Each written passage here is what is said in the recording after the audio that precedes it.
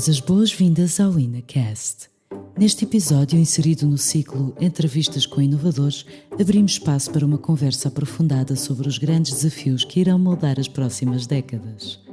Ouça uma entrevista conduzida pela Diretora de Serviços de Conhecimento, Inovação e Desenvolvimento do INA, Patrícia Sanches, a Filipe Paté Duarte, docente e investigador da Nova School of Law, e Francisco Furtado, chefe da equipa multidisciplinar de Prospectiva e Planeamento do Planap. Na conversa estará em foco o relatório Megatendências 2050, O Mundo em Mudança, Impactos em Portugal. Produzido pela Replan, Rede de Serviços de Planeamento e Prospectiva da Administração Pública, com o apoio do Planap, Centro de Planeamento e de Avaliação de Políticas Públicas.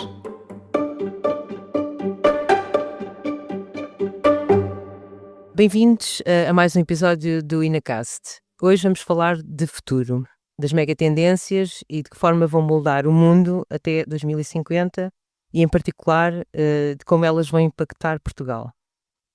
Vivemos numa época marcada pela incerteza em que a história parece acelerar. Forças de mudança cruzam-se, colidindo por vezes e outras vezes reforçando-se mutuamente.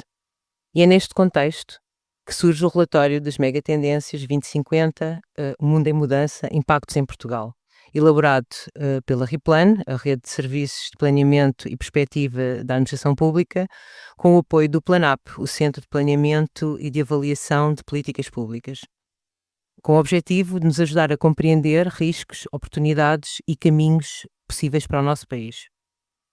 Para esta conversa temos connosco dois convidados de excelência.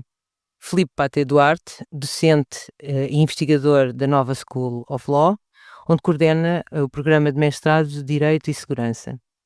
É especialista em Geopolítica, Segurança Internacional e Violência Política e analista na RTP dentro desta área. E foi consultor na construção deste relatório. E Francisco Furtado, chefe da equipa de Perspectiva e Planeamento do Planap, que coordenou a elaboração deste relatório, com vasta experiência em planeamento estratégico, transportes e modelação de políticas públicas, e responsável pela coordenação da elaboração de documentos macro-orientadores como as grandes opções do plano. Muito obrigada aos dois por estarem connosco.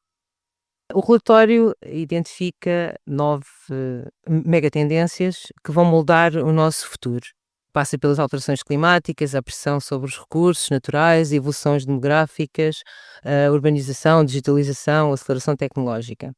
E começaria por vos perguntar, e aqui talvez mais direcionado ao Francisco, como é que decorreu este processo de construção e como é que se chegou a estas megatendências? Muito bem. Antes de mais, obrigado ao INA pelo convite, e não só pelo convite, mas por ter participado de forma ativa e empenhada no que foi a construção deste relatório e neste processo de desenho destas megatendências e depois tudo o que elas implicam. Eu ia começar só por sublinhar um aspecto que já foi aqui referido na introdução, deste ser de facto um tempo de incertezas e um tempo de viragem histórica. E esse tempo de viragem histórica abre aqui, obviamente, riscos, mas também abre aqui um grande campo de possibilidades, particularmente para um país como Portugal, um país que se propõe a dar um salto no seu perfil de especialização, no seu nível de rendimentos e rendimentos médios. Portanto, é aqui este momento em que as peças do puzzle não estão tão, digamos, tão fixas, não estão tão coesas. É um bom momento para atores que tenham uma visão, que tenham uma estratégia, consigam aproveitar as possibilidades que estes momentos oferecem. E daí a relevância de ter feito e começar este trabalho até de reconstrução das capacidades de perspectiva na administração pública, por este trabalho de identificação destas grandes megatendências, que são um bocado o pano de fundo que nos permitirão depois desenhar a tal visão, estratégia, cenários para o futuro a longo prazo. Este processo, isto é um ponto muito importante, e obrigado pela pergunta, foi um processo feito em rede, em primeiro lugar na Replan, na Rede de Serviços de Planeamento e Perspectiva da Administração Pública, onde um conjunto mais de uma dezena de entidades da administração pública, de vários ministérios, trabalharam em conjunto numa série de workshops, revisão da literatura, interações com peritos, num primeiro momento para identificar estas mega tendências e depois num segundo momento, uma vez feita a identificação das mega tendências e tendo sido libertado um relatório introdutório, que foi no início de 24, se não me lembro, nós depois, com base nisso, lançámos um novo processo em que fizemos cerca de 4 seminários workshops, 8 webinars, e entrevistámos um conjunto de mais de 80 entidades e peritos e pessoas da sociedade civil de várias perspectivas, várias origens, e também obviamente recorremos a dados, também fizemos análise de dados, ou seja, foi um trabalho muito holístico, muito multidisciplinar, aliás como é a panágio da perspectiva, para a densificação deste relatório, porque o nosso objetivo não é apenas sermos, e passo a expressão, um conjunto de sábios visionários numa torre de marfim, mas de facto termos esta ligação com o restante da administração pública, com a sociedade, porque este relatório também só fará sentido se for, em primeiro lugar, apropriado pelo governo, pelo resto da administração pública e pela sociedade em geral, porque só assim será verdadeiramente o tal pano de fundo, um referencial que, longe de ser o único, não é isso que pretendemos, mas pelo menos ser um referencial comum para pensar em Portugal, a longo prazo. Obrigado, Francisco. Dentro deste relatório, como eu tinha referido, existem várias mega tendências que são identificadas. Eu aqui perguntaria ao Filipe, dentro daquilo que é consensual serem as mega tendências, quais é que considera que possam impactar mais Portugal num futuro curto, médio? Há várias, há várias. Bom, antes de começar, agradecer naturalmente o convite e felicitar aqui o Francisco por ter coordenado este estudo, e eu acho que é importante referir a importância da análise prospectiva. E gostava de sublinhar isto. Não é um hábito em Portugal, muito menos na administração pública, fazer-se este tipo de análise prospectiva. Noutros países é uma tónica comum. A razão, talvez, por alguma insistência de perspectiva, é falta de uma cultura de intelligence, falta de uma cultura de análise estratégica e, essencialmente, talvez também falta de definição estratégica do que é que o país pretende, do que é que o país pode vir a ser. E muitas vezes essa falta de definição estratégica e de coerência estratégica é resultado ou impele a que não haja análise prospectiva, e muitas vezes também a falta de análise prospectiva é resultado dessa indefinição estratégica. Portanto, aparecer uma análise prospectiva poderá ser motor para criar uma definição estratégica. Portanto, parece-me a mim crucial a análise prospectiva, não só pela ausência em Portugal, mas também porque, obviamente, os tempos, isto é comum dizer-se, é um clichê dizer-se, de facto, as alterações estão a ser demasiadamente rápidas, estamos em momentos de decisão e saber para onde vamos ou por onde eventualmente poderemos ir é um ponto de partida. E aqui as análises prospectivas fazem sempre com base em cenários de probabilidade, de baixa probabilidade, de elevada probabilidade, e com base nisso ajuda-se o processo de decisão. Aqui neste caso será o processo de decisão da administração pública e naturalmente esperemos que o atual governo e os vários governos que eventualmente possam surgir depois deste tenham sempre em mente a necessidade de se desenvolver uma análise prospectiva. Portanto, eu gostava muito de pôr este ponto. Ora, quanto à questão das mega tendências, há várias. Eu eleger uma... eu acho que é ingrato. Eu acho que depois todas elas, muitas sobrepõem-se, mas todas elas colaboram para duas coisas. Para a instabilidade política, por um lado, e o resultado da instabilidade política é a incerteza do processo de definição. E hoje, voltando à questão da análise prospectiva, e já vou à sua resposta, hoje fazer análise prospectiva a longo prazo é extremamente difícil. É muito complicado, porque cá está, as coisas mudam com uma velocidade tal e os acontecimentos chamados os game changers, por exemplo, ou acontecimentos maverick. Portanto, os game changers são aqueles que mudam completamente a forma como nós vemos a realidade ou como nós interpretamos e ligamos com a realidade. A tecnologia é um exemplo do game changer. A inteligência artificial é um exemplo do game changer. Portanto, tudo muda. Por isso, os mavericks são aqueles acontecimentos que ninguém está à espera, ou seja, de baixa probabilidade de acontecimentos, mas de elevado impacto. O ataque de 7 de outubro é um exemplo disso. O ataque de 11 de setembro é um exemplo disso. A invasão,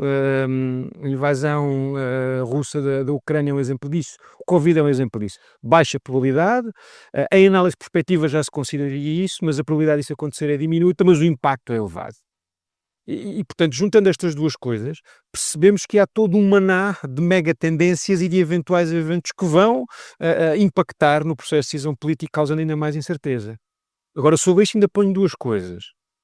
O processo de decisão torna-se mais complexo não só por esta vertigem de acontecimentos, mas também porque a nossa percepção da realidade é cada vez mais fácil, contrariamente àquilo que nós pensamos. Ou seja, o acesso à tecnologia, o acesso à informação, isso dá-nos uma capacidade reflexiva muito maior, que nos obriga a reunir cada vez mais informação, e quanto mais informação temos, contrariamente ao que se pensa, não é mais fácil decidir. Porque temos muito mais informação, precisamos de trabalhar essa informação para decidir melhor. E, portanto, tudo isto ajuda e baralha o processo. A questão das mega tendências eu vou eleger eventualmente duas. Não necessariamente por ordem de importância, mas talvez aquelas às quais eu estou mais ligado. A primeira, naturalmente, a alteração das dinâmicas de poder no plano internacional. E há uma perda de relevância do Ocidente que mantém a chamada ordem internacional liberal, que é marcada pelo respeito ao direito internacional, que é marcada pelo respeito das instituições, pelo respeito das soberanias, que no fundo definiu tudo aquilo que era a dinâmica da política internacional e das relações internacionais desde o final dos anos 40, portanto, particularmente desde o final da Segunda Guerra Mundial. Portanto, depois da Guerra Fria, mesmo assim, ou seja, isso trazia uma certa previsibilidade. Sobretudo, também durante o período da Guerra Fria, a previsibilidade era muito óbvia. Os anos 90, que era um período de suspensão, houve uma tentativa de alguma previsibilidade, mas que se perdeu completamente, resultado de um conjunto de eventos maverick, digamos assim, que permitiram que fosse cada vez mais difícil a tal previsão e as coisas se complicassem. Portanto, há uma alteração das dinâmicas de poder, com uma perda da relevância do Ocidente, e isso tem um impacto na estabilidade dos países. Porque, por exemplo, o direito internacional é posto em causa, as instituições são postas em causa, logo a relação de confiança, que de certa forma foi definindo também o panorama da política internacional, é posta em causa. E, portanto, os Estados tendem, perante a falta de confiança, talvez a fecharem-se progressivamente, a não colaborarem progressivamente.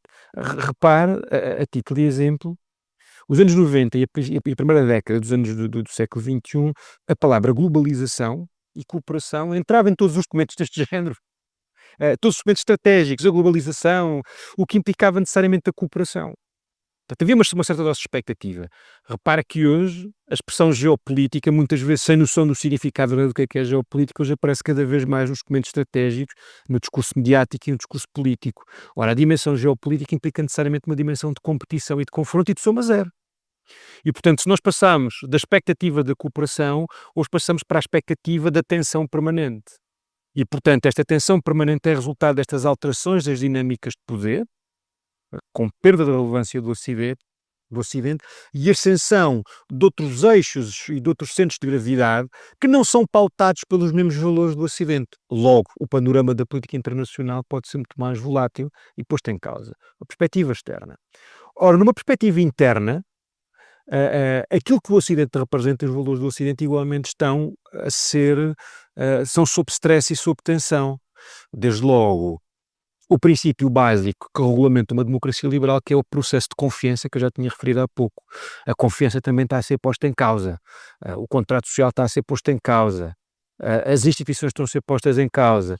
Tudo isto porque há o tal game changer, como por exemplo o caso da inteligência artificial e da tecnologia, num sentido muito genérico, que põe em causa o valor de verdade. E, portanto, há uma queda do valor de verdade. E essa queda do valor de verdade tem um impacto significativo na nossa relação de confiança, com impacto nas instituições e com impacto, naturalmente, na democracia. Portanto, resumindo, megas tendências, alteração das dinâmicas de poder no plano internacional e dentro do Ocidente, neste caso, leia-se o Ocidente, a Europa, os Estados Unidos e, obviamente, a Nova Zelândia e a Austrália, portanto, não necessariamente, ou seja, aquilo que não é o chamado Sul Global, o valor das democracias sustidas na verdade ou naquilo que nós consideramos como verdade e na confiança está a ser posto em causa. Portanto, há uma corrosão interna e, ao mesmo tempo, reflete essa corrosão interna também na alteração das dinâmicas de poder. Portanto, este processo torna cada vez mais difícil a um Estado a possibilidade de perspectiva. Porque, repare, a partir do momento em que esta estrutura política internacional, do direito internacional, das instituições é irrelevante, há cada vez maior probabilidade de eventos Maverick e que desequilibrem. E portanto hoje a previsibilidade é mais difícil, portanto, e fez como comecei, urge a criação de análise de perspectiva a vários níveis para facilitar o processo de decisão com as várias possibilidades, com várias probabilidades e com o jogo de probabilidades. E a partir daí então o decisor, seja ele decisor político ou empresarial, poder decidir com base nessa mesma informação. Eu iria perguntar como é que Portugal se pode posicionar, mas perguntava também ao Francisco. Eu acho que aqui foram dadas várias excelentes deixas e começava por dizer, pegando nas últimas afirmações do Filipe, se posso tratar Sim, Filipe, claro que sim. Velho. é exatamente porque nós vivemos nestes tempos de grande incerteza e volatilidade que a perspectiva começa a ganhar um certo novelã, não só em Portugal, mas em muitos outros sítios. E começa a ganhar porque o futuro já não é a mera continuação do presente, não é apenas a extrapolação, uma extrapolação linear ou com algum coeficiente aqui aplicado daquilo que foram as tendências do passado. Não, Não há é? eles mexendo, exatamente, Já não- há hidrolisagens, há alterações de padrão. E por isso é que é preciso ter aqui um pensamento e ter um estudo e uma reflexão que vá para além do que é esta mera projeção do que é o passado para o futuro. E eu não resisto dentro daquilo que foi falado no relatório das megatendências. Uma delas é efetivamente tem a ver com tudo isto que o Filipe teve a falar, do mundo mais multipolar.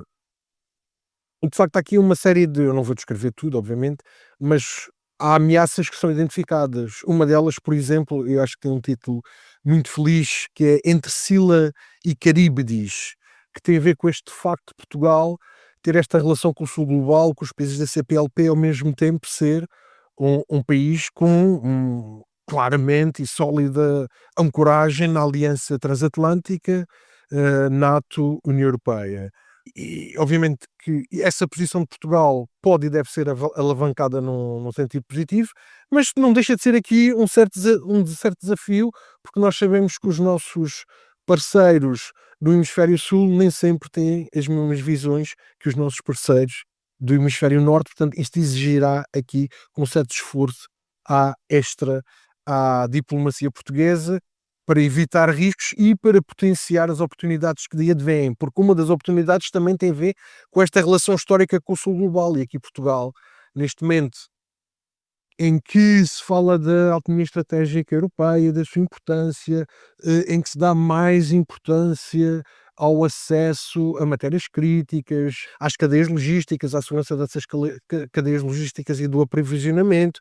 Este papel que Portugal tem com atores-chave no Atlântico Sul e inclusive com países como o Brasil, a China, a Índia, ainda há pouco tempo tive o nosso primeiro-ministro, e não só, e vários ministros na China, de facto podem posicionar o país aqui como uma ponte entre mundos, para não falar o papel que Portugal tem a nível do seu espaço marítimo, da sua zona económica exclusiva, da sua pegada atlântica, que tem uma importância geoestratégica inegável, e sempre é assim, mas sobretudo em momentos como este, que são momentos de maior tensão, isso ganha relevo, porque obviamente no momento de extensão, no momento com menos incerteza, a relevância de ter um posicionamento geoestratégico no Atlântico se calhar não é assim tão, não pode ser tão alavancado, digamos assim, enquanto que agora é algo que pode ser. E eu não resisto a citar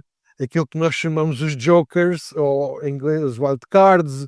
Aqui o Filipe também lhe chama várias coisas, mas uma delas que nós temos aqui, depois é aqui umas caixas no final que nós também temos no relatório, assim, um bocado para também convidar à reflexão.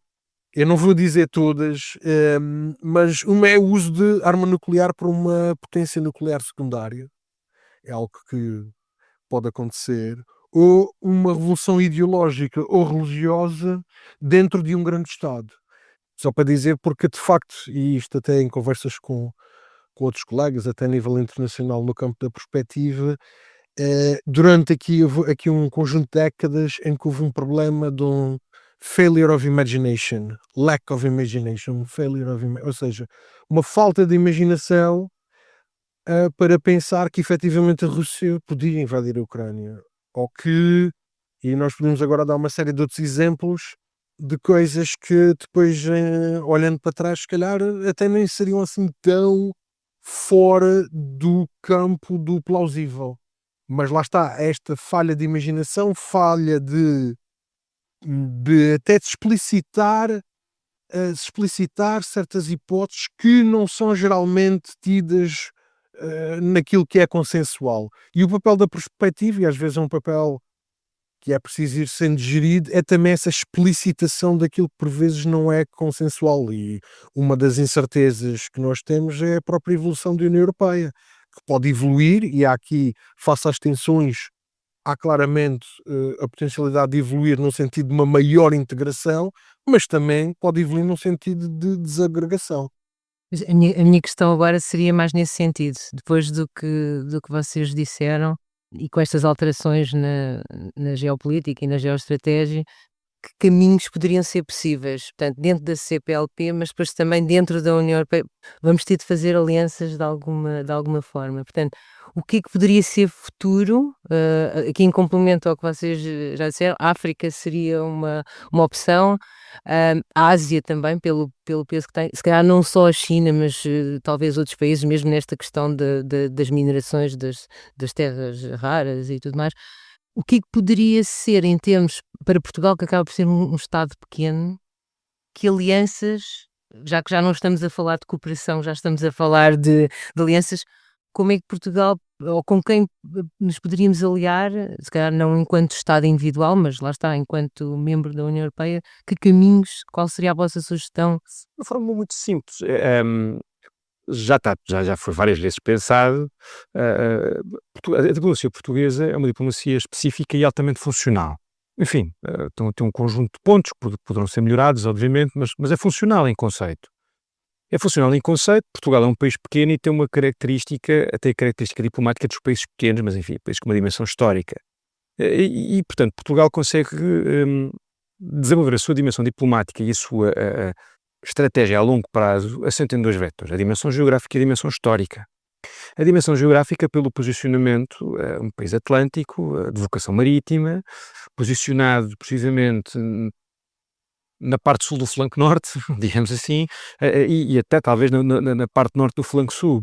E, portanto, este posicionamento estratégico é crucial, o que permitiu, depois do desenvolvimento histórico e todo o percurso histórico que Portugal teve, da tal vocação marítima quer dizer, portanto avançar pela Ásia, por África e pela América Latina. Sobre isto ainda temos a dimensão da lusofonia, que me parece fundamental. Ora, tudo isto junto permite a Portugal, e sendo um país pequeno, eu não diria relevância geopolítica, mas para ter a relevância geopolítica como produtor de qualquer coisa, precisa naturalmente de não agir de uma forma, não pode agir sozinho. Portanto, neste sentido, Portugal servirá sempre como ponte. E isto é uma mais-valia da diplomacia portuguesa. Ou porta de entrada para, ou zona de saída, mas portanto, permanentemente ponte. E isso parece-me fundamental. Ponte através da lusofonia, da quantidade de lusofalantes. Veja-se o que é a África, veja-se o que é a América do Sul, com o caso do Brasil, veja-se a Ásia, as relações históricas com a Ásia, e cá está aí sendo um país atlântico. Portanto, esta permeabilidade a poder ser ponte é um vetor diplomático futuro para Portugal que não me parece, que não está a ser posto de lado. Agora, o que é que pode ser mais efetivado? Isso, naturalmente, eu acho que poderá talvez convidar alguém do Ministério dos Estrangeiros que será mais concreto. E em termos de políticas, políticas públicas será mais concreto. Mas eu acho que isto não foi posto de lado, faz parte da identidade diplomática portuguesa, essa ponte. Como é que pode ser mais efetivada? Isso aí terá que falar com o Ministério dos Estrangeiros. De qualquer das maneiras, eu acho que essa será um bocado a chave. Mas nada disto, ou tudo isto cairá em saco roto e andaremos sempre numa geometria variável se não houver uma estratégia definida. E o problema, talvez de fundo, tal como comecei, é a ausência total de uma estratégia. Portanto, enquanto não houver estratégia, ok, nós temos o conceito estratégico de defesa nacional, mas uma coerência estratégica geral do que é Portugal, do que é que Portugal pretende, onde é que se enquadra. Porque isto não pode ser um dado adquirido. Pode ser um dado adquirido enquanto não houver isso plasmado em letra e plasmado em texto, andamos em geometria variável enfim, e ao sabor das marés e a navegarmos pelas estrelas. Ora, eu acho que já evoluímos um bocado. Evoluímos um bocado. Francisco, queres complementar? Não posso só dizer que a ideia, também para reforçar, a ideia de ter lançado e termos lançado neste processo, com todos estes serviços da administração pública, é isto não ser uma peça isolada. Não é? Isto é a base, digamos assim, são os alicerces para a construção da tal visão coerente, estratégica para o futuro do país e é algo que quer o Planap, quer a própria Replan, esta rede de serviços de planeamento e perspectiva da administração pública está a trabalhar.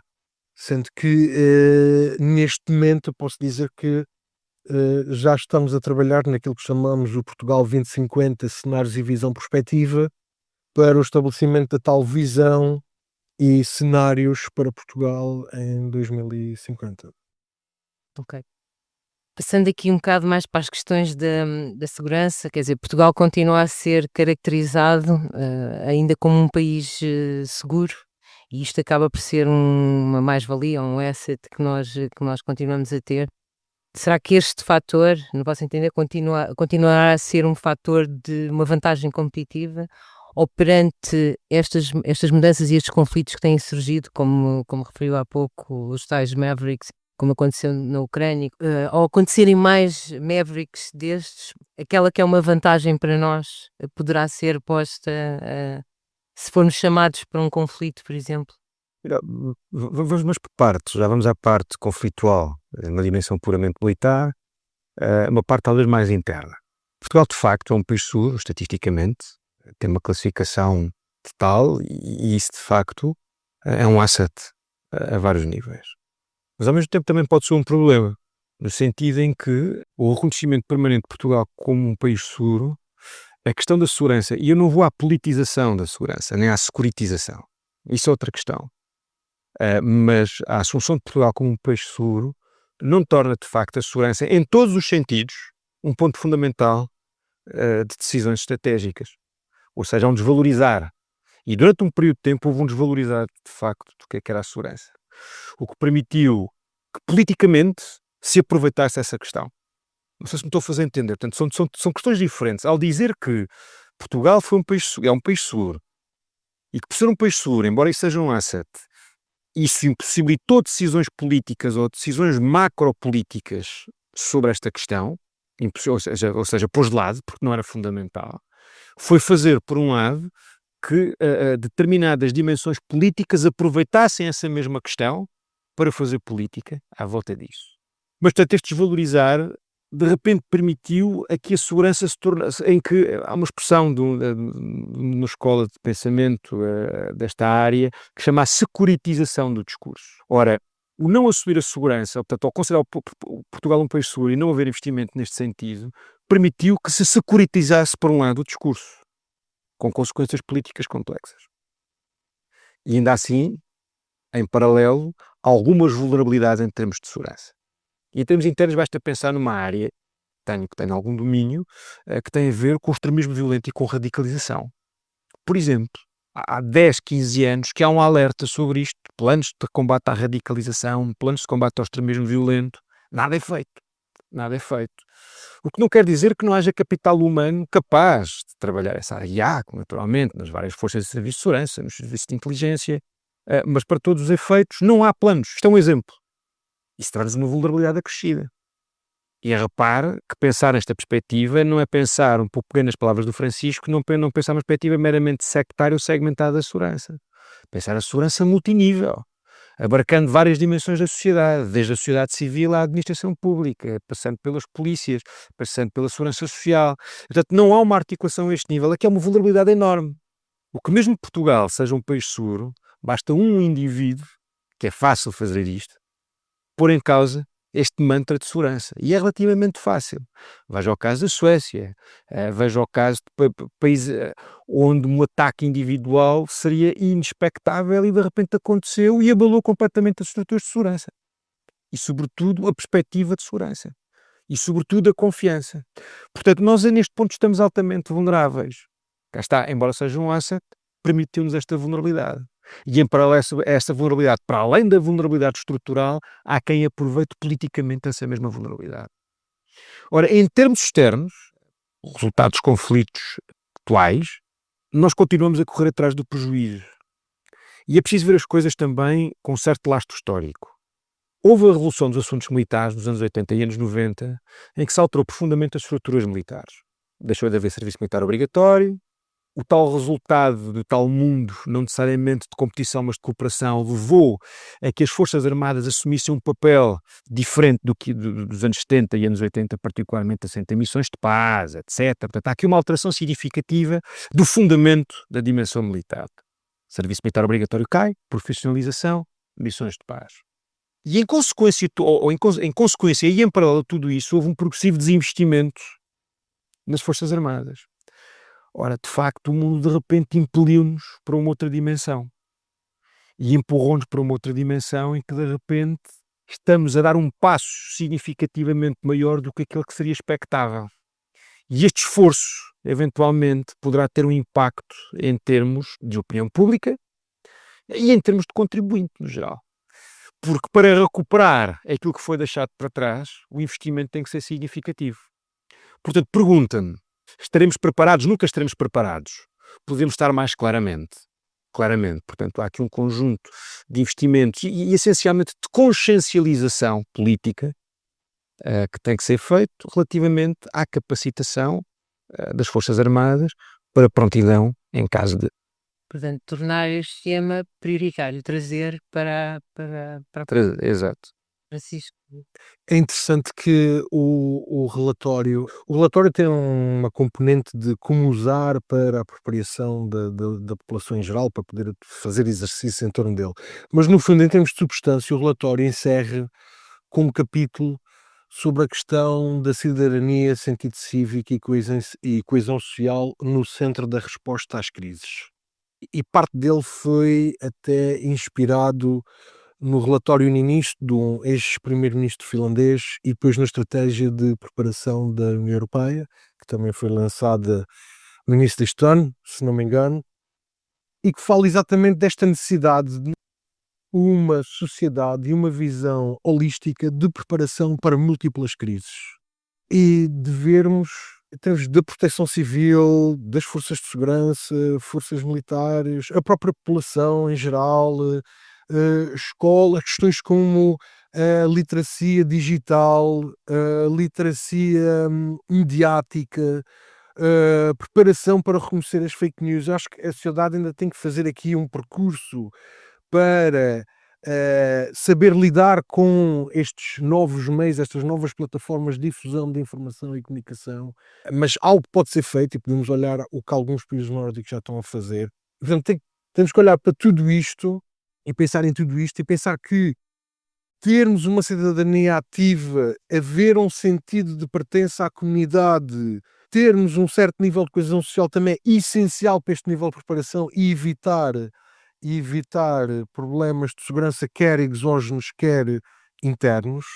E terminava só com isto, também nas mega tendências em que falamos das evoluções demográficas divergentes e no mundo mais urbano, em que se fala das evoluções, porque uma coisa que nós sabemos é que este país será muito mais diverso do que é hoje em dia, e já hoje em dia é mais diverso do que era há 20 anos atrás.